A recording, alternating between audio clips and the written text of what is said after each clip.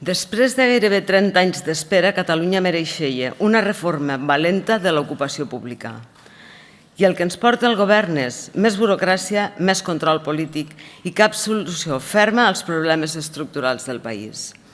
Aquest projecte de llei no modernitza l'administració, la complica, la centralitza i l'allunya encara més dels ciutadans i dels municipis.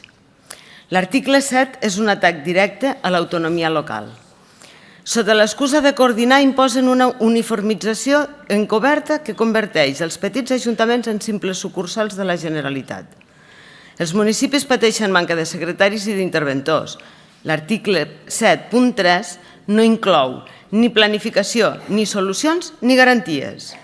L'article 20 converteix l'Escola d'Administració Pública de Catalunya en el centre del sistema, sense ni tan sols tenir una regularització aprovada. És com voler vendre un motor sense tenir un xassís on posar-lo. Amb l'article 26 obren la porta a la discrecionalitat política sota el nom de professionalització.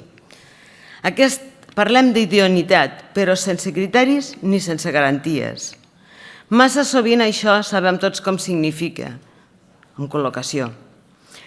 L'article 39 és burocràcia inassumible pel món local. Plans, informes, avaluacions i més càrrega administrativa pels ajuntaments que prou feina tenen per poder mantenir els seus serveis bàsics.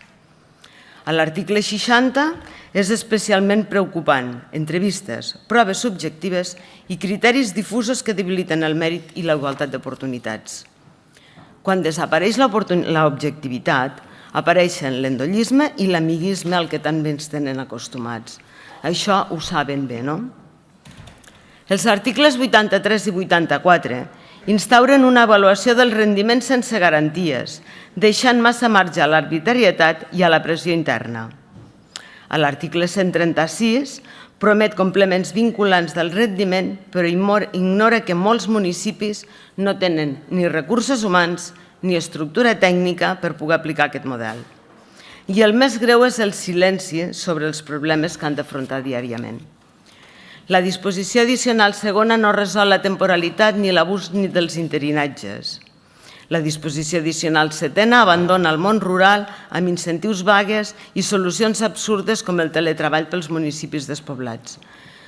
Tampoc hi ha una sola aposta pel talent sènior en plena onada de jubilacions massives. És una irresponsabilitat enorme. La disposició addicional 18a culmina el despropòsit. Convertir en silenci administratiu negatiu per norma general és premiar la inanició de l'administració i castigar els treballadors públics, contradient fins i tot la jurisprudència del Tribunal Suprem.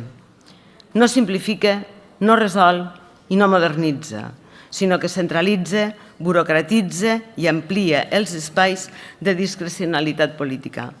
Aliança Catalana no volem per Catalunya el que no necessita. Volem una administració pensada per protegir el sistema, una administració eficaç, àgil, meritocràtica i al servei dels catalans. I aquesta llei senzillament no ho és. Moltes gràcies.